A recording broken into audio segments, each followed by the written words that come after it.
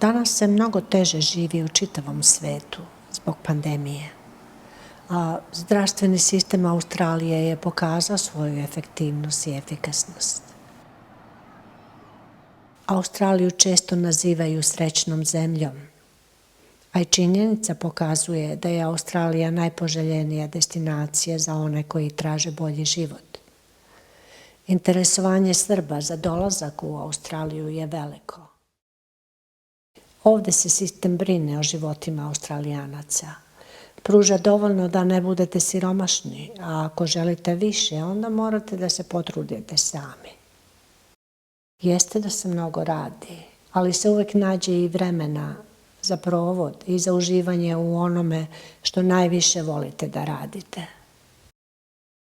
U ovoj emisiji vam donosimo priču o baki Radi, koja je sa svojom familijom iz Beograda doputovala u Perth davne 1974. godine, kada je bilo mnogo lakše dobiti stalni boravak. Mi smo živjeli u Beogradu, imali smo kuću na Crvenom krstu.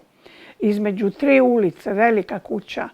Međutim, kad sam se udala, ja sam onda, naravno, kupili smo stan na Braće Jerković, tamo smo stanovali. I tako smo tamo odgajili to našu decu. Ja sam rođena tamo, moji roditelji, moj muž, moje sva deca su rođena tamo. I mene su svi zvali sirota Rada, pošto sam imala 4. Moje prijateljice kasnije su rekle, ti si jedina pametna. Mi smo imali jednu, ona je otišla u rat i nikad se nije vratila.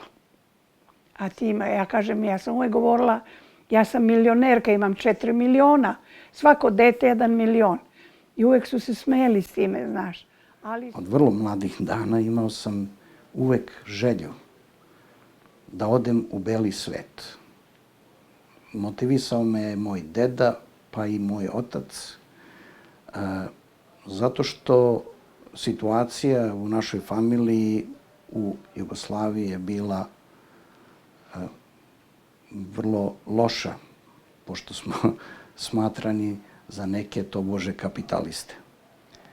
Tako da sam ja odrastao u jednoj familiji koja nije ušla u partiju i uvek smo slavili slavu svake godine i sa tim razmišljanjima odrastao sam u jednoj sredini koja je podržavala takve neke ideje. Od te rane mladosti ja sam uvijek imao želju i san da odem u beli svet, pa sam čak i u osnovnoj školi još počeo da sanjam o tome i sa drugovima pravio planove kako ćemo da napravimo splav pa da odemo u beli svet. Pa kasnije, kako sam odrastao, planirao sam kako da odem da radim na brodovima pa da pobegnem iz Jugoslavije. Kada sam došao u te godine, 3. razred ekonomske škole, prve ekonomske u Beogradu, ja sam onda imao definitivno zacrtanu ideju da idem u Australiju. I to u Perth. Jednoga dana moji roditelji su otišli na sastanak sa svojim prijateljima. A ti prijatelji su imali pa neke prijatelje iz Australije.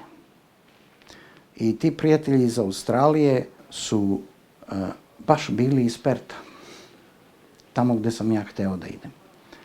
I moja majka je onda kazala tim prijateljima, pa kaže, majko mu, kako je to moguće, moj sin toliko želi da ide u Perth i vi baš nam dolazite da se upoznamo, jeli, preko trećih osoba,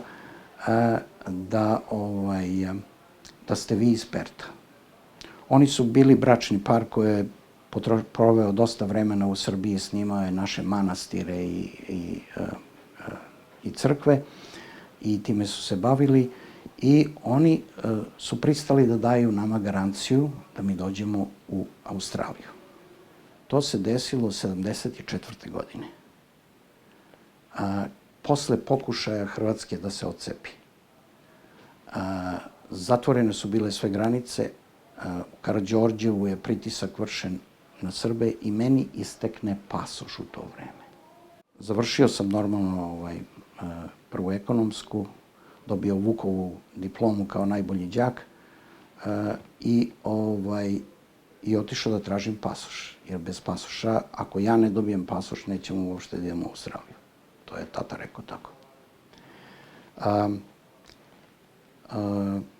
Ja sam došao tamo u tu sobu sa svetlima, zamračenu, i taj drug, da ga ne bi zvao gospodinom, on je mene vršio interogaciju.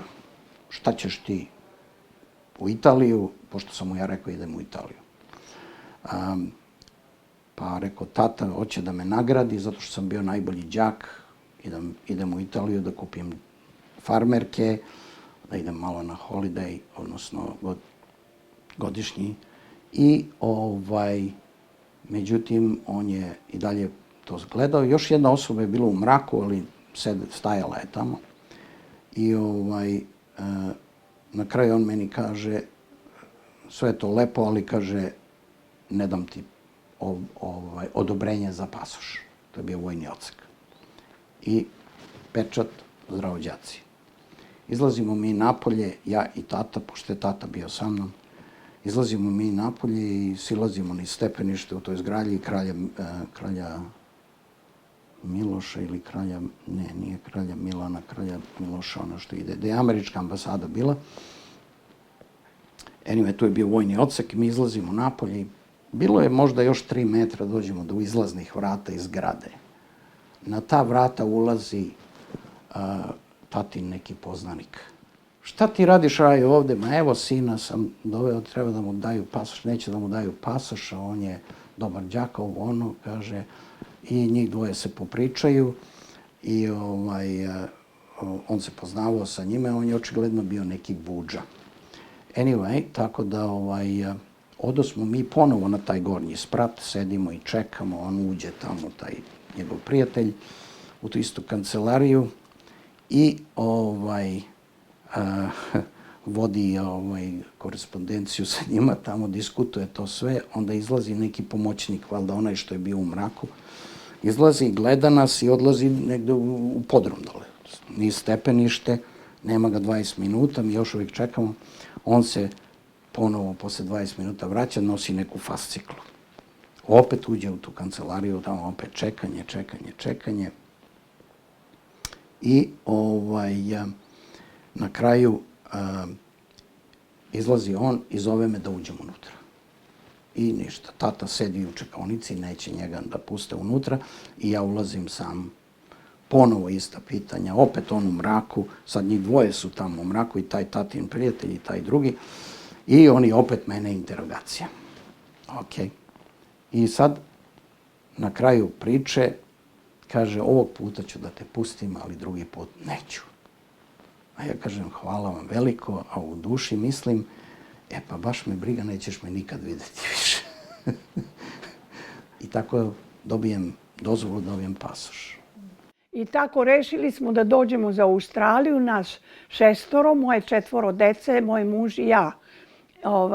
Kad smo došli na aerodrom, nismo mogli, imali smo kufere i taj prtljag i to, i deca i mi. Nije mogao jedan taksi, imali smo 2 taksija da nas dovedu do ljudi kod koji su nas, oni su ti isti ljudi čiji sin nam je,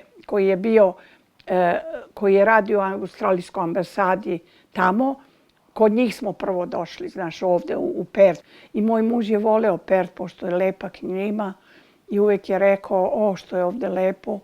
I tu je siroma ostavio kosti, umro je.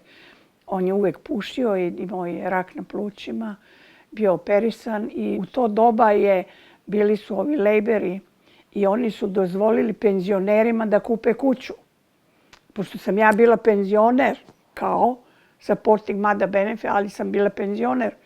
I ja sam imala sam pravo da kupim kuću, što je bilo, ja nisam mogla da verujem. To je tako uvek bilo, imala sam neku sreću kao da me Bog čuvao.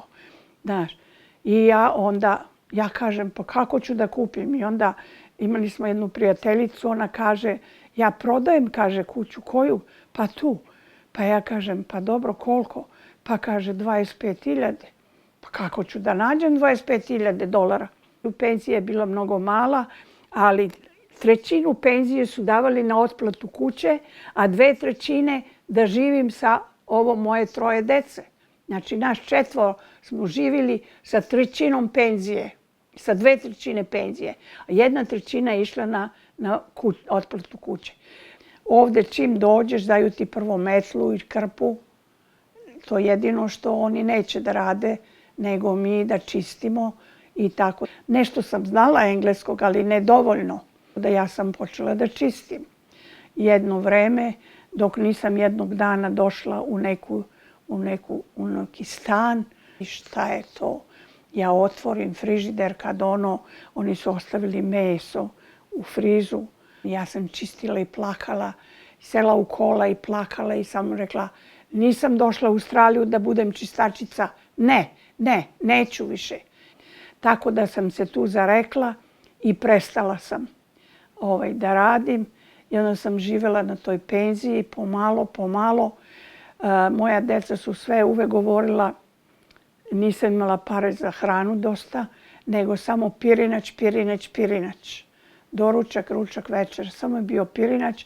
Imala sam jednu Italijanku koja je bila, mi smo se upoznali tako, ona mi da neku salatu, tako da nešto bude zeleno kroz taj pirinač i tako, a to sve deca govorila, mam staf, znaš, samo su to jeli. Ali ništa im nije falilo, nekako su bili zdravi uvek, lepo su rasli. Ja sam onda posle toga, ovdje je bila neka organizacija, zvala se Dom. Radila sam kao u knjigovodstvu. Ovdje, pošto sam znala taj posao, onda sam počela da dobila sam posao preko tih Dom i onda sam počela da radim. U to doba moja deca su na fakultetu, nisu morale da plaćaju ništa školarinu. Nego tek, takav je bio zakon, tek kad završe, počnu da rade, onda nešto otplaćuju. Tako da ja lično nisam imala problem da ih školujem. Zato su se svi ovako lepo iškolovali i nikad nisu pušili, ni pili, ni droge. Tako kako da kažem, hvala Bogu. Kosta je sam, pošto se već oženio, njemu je uz Lilju, on je završio za accountancy, on je radio tu taksu i dan danas radi. A ovaj drugi, on je crtao, on je voleo da crta, studirao je arhitekturu. Onda moj Tomas, on je isto otišao, on je studirao law i radio je 15 godina kao loja. A Saša, ona je moja ćerka, jedinu ćerku koju sam imala, ona je završila biznis menadžment i marketing. Imam 11 unuka, od najstarijeg sina imam 3, od drugog sina imam 3, od trećeg imam 4 i od nje imam 1, znači 11. I od Kostine dece 2, od Anđelike, od Marka imam po 1 dete, to su moji praunuci. Imam 2 praunuka. Eto, to je moj život. Ja sam uvek volela, još kad sam bila mala, samo sam mislila kako da se udam i da imam decu. Uvek sam volela decu. Zato što mi nije bilo muža tu, bila sam tužna. Nisam mogla moja deca da znaju da sam tužna, jer ne mogu da mi pomogne. Nisam htela da oni imaju neku traumu, zato što ja nemam nikoga. Znaš, mislim, drugačije kad imaš s kim da porazgovaraš, ovdje nisam znala nikoga. Morala sam sama da trpim. Samo moj jasluk zna. On je znao. I onda sam počela da pišem. Moj tata je bio štampar, čuveni štampar, štamparija privrednik u Knez Mihajlovoj ulici je bio. I on je imao 120 radnika. On je štampao knjige za Gecakonu, specijalna izdanja. I kad sam ja pronašla knjiga o Gecakonu, gde je napisano da Živojin Blagojević, tako se moj tata zvao, je štampao specijalne izdanja za njega. A onda isto on je bio akcionar i kupio je u to doba sa drugim ljudima koliko 2.500 dinara u to doba, to je bilo verovatno dosta, kupio je akcije. Međutim, kad je ovaj drugi sistem došao, to je sve prestalo. I šta sam htjela da kažem? On je preneo, kad je ovo bio rat i to, on je preneo jednu mašinu, pošto je tamo bomba pala, i on je preneo jednu mašinu iz te štamparije kući. Međutim, kad je komunizam došao, oni su njemu i tu mašinu odneli od kuće. Prvu pesmu sam napisala 38. godine. 1938. I evo sad ću ti pročitam. Ala si dična, ponosna, sjajna, ala si lepa, ala si bajna, ala su dobre uzdišne grudi, ta tvoja sela iz čišna srca peta obudi. To je u Šumadiji sam napisala. Ja sam napisala 7 knjiga pesama i 23 knjiga ovako. Novele, priče, kako kaže. Ja kažem da ste vi proživjeli što ja i vi bi imali materijal za pisanje. Bekvaj, mislim. Tom, Deep Daisy, pošto je Radmila Daisy, MK, MC, Mijatović, MC, prvo i zadnje. EY, Jugoslavija, pošto to sam tako sebe prozvala. Tom, Deep, McY. I tako sam prve dve, tri knjige izdala kao to. Posle sam rekla što ja ne bi napisala da je Mijatović Radmila. I onda sam rešila da pišem na srpskom, na ćirilici, jer to je moja azbuka. Ja ću tako da pišem. I tako sam onda okrenula i posle sve ove druge knjige su ćirilica na Radmila Mijatović. Ovo mora da ti kažem, ovo je vrlo interesantna knjiga. Zove se Quo vadis Srbine. Gde ideš Srbine? A bilo je tu i dosta istinitih priča, posebno ono Quo vadis Srbine, o tome mogu da kažem da je to izuzetno jedna dobra priča. Zato što je uzela, na neki način je preslikala raznorazne živote i raznorazne tipove ljudi koji su bili u ovoj Srbiji. To je cela priča. To mora da se pročita. Ja sam srela naše narod u tom domu, u Svetoj Trojici. Sve su one ovde. Svako. Sa drugim imenima, naravno, ali sve su ovde. Ja sam zapanjila se kako narod živi i kako svako ima svoju sudbinu. Ja sam morala to da stavim na hartiju, jer me je to toliko potreslo, toliko me, kako da kažem, opteretilo, da ja morala sam da stavim na hartiju. Tako sam to pisala.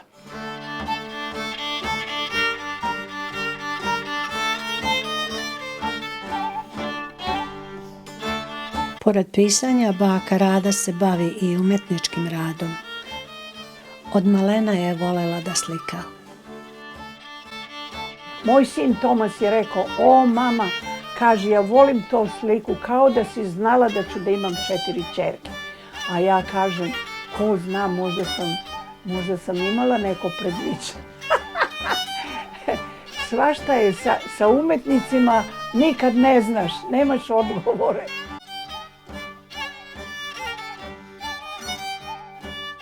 Ova 89-godišnja baka je još uvijek samostalna i uvijek je nasmejana i spremna za šalu.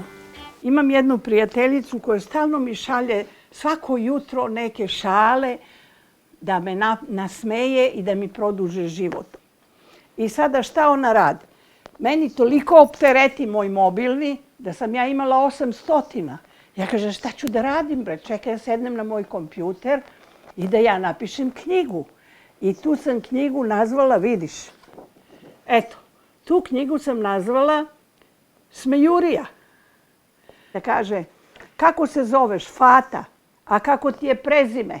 Kaže, i prezime i posle zime zovem se Fata. i tako dalje. To su sve tako neke smešne stvari. 90. godina ja sam počela da dobijem karte, u specijalno karte, lepo koverat, jedna karta prazna, ništa. Samo koverat sa mojom adresom i karta. I prvu kartu koju sam dobila, desilo se da je bio princ Tomislav Karađorđević ovde. Ja sam njemu, evo, to je njegov potpis. Slučajno sam imala tu kartu, dala mu i on mene potpisao. Svakog meseca ja sam dobila kartu. To je bilo 1,5 godinu dana. Vidiš, stalno imala sam, kako bi rekla, inspiraciju. Dođe mi karta prazna, ajde da pišem nešto. To sam pisala. I tako dalje. To vazda. Tu, pa tu, pa tu. Čekaj da vidiš. Tu. Neko je teo nešto da mi kaže, znaš. Znaš, neko je teo nešto da mi kaže. I tako, vidiš sad. Onda sam ja napisala ovako. Zahvaljujem se onome koji mi šalje to i stavila sam, samo kažem, zahvalna srpska majka. I stavila na vrata od crkve, crkvenog doma. Mislila sam, kogod daje da pročita to, ako mora biti da je Srbin, pretpostavila sam. I rekao, možda će neko da se kad javi. Međutim, to je bilo doba kad su naši puno odlazili da ratuju. Možda je otišao da ratuje ili je bio oženjen. Nešto je bilo, nikad nisam znala. To je ostala tajna. A ja imam album. I pesme. Tako. Kako sad znaš? I taj deo moje priče. Divna priča. Moja majka je načitana, školovana žena. Vrlo pismena. Njen rad govori sam za sebe. On stoji kao takav. Njena upornost definitivno izuzetno uporna, čak do nivoa tvrdoglavosti u nekim stvarima, ali to je moja majka. Ne mogu da kažem da i nemam drugih ljudi koji su tvrdoglavi. Možda sam i ja malo tvrdoglav na majku. Pošto imam 4 dece, svi oni imaju ceo komplet mojih knjiga. Jedan komplet ko hoće da čita. Baka Rada je još uvijek aktivna u srpskoj zajednici Perta. Retko kad propušta priliku da prisustvuje književnim večerima. Utapamo se u sistem koji pruža sve uslove, izuzetne, idealne uslove života, ali sa time gubimo nešto što je naše. To je najveća dilema za mene. Ja nisam patio te nostalgije gde sam video ljude, ja imam iz mog privatnog biznisa gde sam radio sa ljudima koji su sve živo isprodavali, pa otišli tamo, pa uložili, pa taj novac sve propao, pa na kraju se vrate opet sa 2 kufera ovde, pa počnu iz početka, pa opet naprave pare, pa opet odu tamo, jer ta nostalgija ih je uništavala totalno. To je to. Oni se s vremena na vreme meni jave i ko kaže, si ti okej, si okej, jesi, ja sam okej. To je sve organizovano. Australijski sistem pruža mogućnost starijim osobama da ostanu da žive u svojim kućama, a preko raznih organizacija nude potrebnu pomoć. Iako već ima 89 godina, baka Rada vozi auto, ali više voli da se druži, tako da je prijatnije kada Gordana dođe i odveze gdje treba. Ja imam tu sreću da sam dobila baš Radmilu, da volim računa o njoj. Iako ima godina toliko koliko ima, ali sa njom ja mogu da pričam kao da je moja vršnjakinja. Srećna sam zato što je baš iz naših krajeva i okolina mog mesta, tako da se mi u potpunosti razumemo. Baka Rada bi imala još mnogo toga da nam ispriča, ali nam je vreme ograničeno.